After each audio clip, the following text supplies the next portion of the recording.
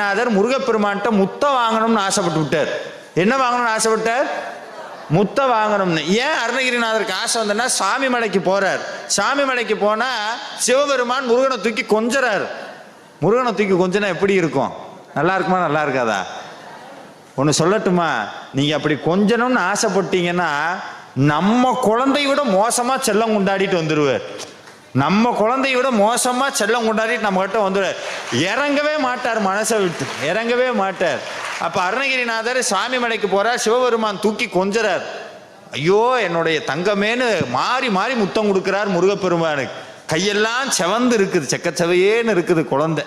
சின்னஞ்சிறு பிள்ளை, செங்கோட்டு பிள்ளை, வள்ளிக்கு வாய்த்த மாப்பிள்ளைன்னு கொஞ்சறார். அப்படியே அருணகிரிநாதர் ஓரமா நின்று பார்த்தார்.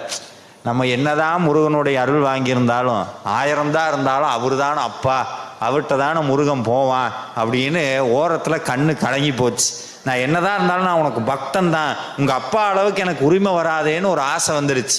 உடனே ஒரு யோசனை பண்ணுறார், நான் திருப்பி இந்த பூமியில் பிறக்கிறேன், எனக்கு கல்யாணம் ஆகட்டும், இதே மாதிரி சம்சார வாழ்க்கையில சிக்கி எவ்வளவு வினைனாலும் வரட்டும், அந்த எவ்வளவு வினை வந்தால் நான் தாங்கிக்கிறேன்.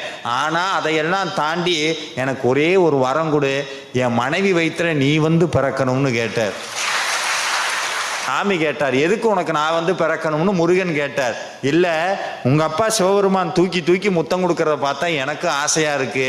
சாமி சொல்றார், மணிவாயின் முத்தி தர வேணும். எப்படி? மணிவாயின் முத்தி தர வேணும், அவ்வளவுதான் ஆசை. இப்பவே கொடுக்கிறேன்னு அருணகிரிநாதருக்கு முத்தம் கொடுத்தார் முருகப்பெருமான். இதுல